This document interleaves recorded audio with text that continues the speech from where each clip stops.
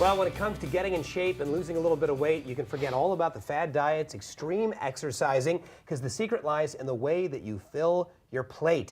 Diabetic Living's guest chef and Top Chef alum Sam Talbot is here to show us how we can enjoy a full and satisfying plate of food without counting every single calorie. And this is great because I'm not a big fan of the fad diets. I never thought the no carbs, no this, no that worked. It's all about the plate, Sam. What does that mean?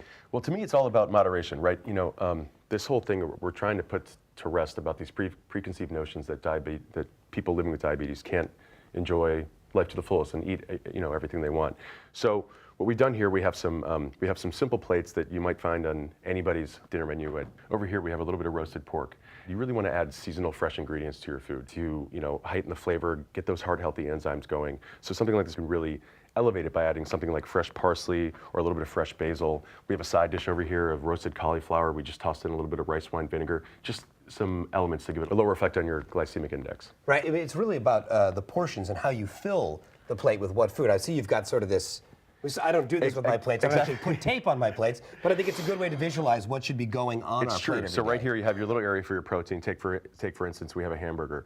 We cut out the carbs by eliminating the bread, the bun. Right. So we use our little lettuce wrap there. A little 4-ounce, 6-ounce burger fits perfect right here. And then you have your two accoutrements, your side dishes. So for instance, mashed sweet potatoes. You can mash your sweet potatoes with a little bit of almond milk. You could do a little bit of low sodium chicken broth, some salt and pepper, really simple, right off to the side. And then you could do some steamed zucchini. You could saute it with a little bit of orange zest, some garlic, just fresh, healthy ingredients. To me, living with diabetes, it's about having the right tools and the know-how.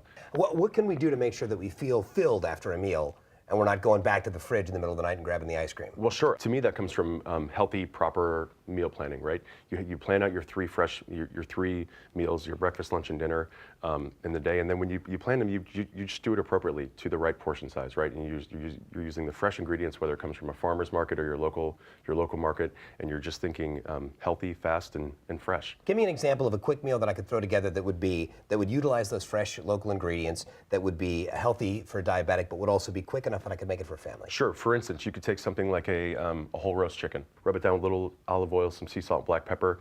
You can get up under the skin and stuff some fresh herbs in there, basil, thyme, oregano, roast it in the oven, have some brown rice off to the side and top it maybe with a little rice vinegar, and then some steamed broccoli. That's one of my favorite go-to meals. Really, really healthy, high in protein, high in all the vitamins A, C, and E from the broccoli, and then again the low carbs from the brown rice. It's one of my favorite go-to meals.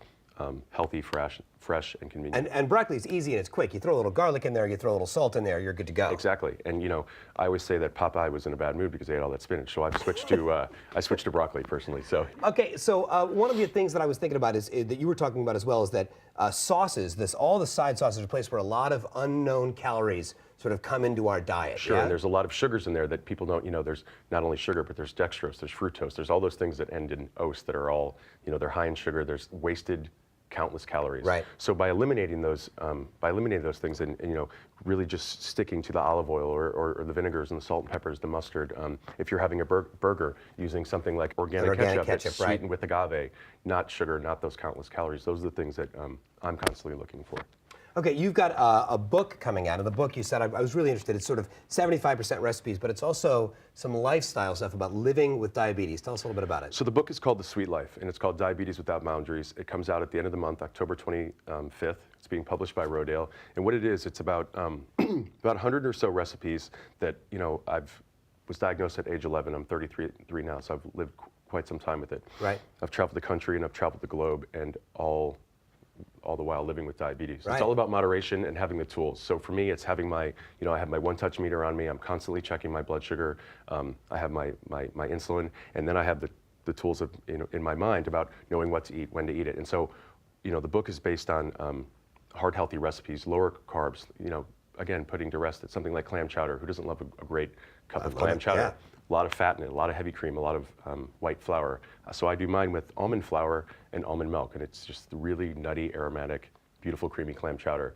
And then it falls into, so it's about eating right, it goes into surfing, aromatherapy, yoga, all the things that I like to do to keep my A whole life approach to living with exactly. diabetes. Mind, body, and soul, for sure. That's fantastic. All right. Well, thank you for giving us some Thank you tools very and much. some great ideas for what to eat.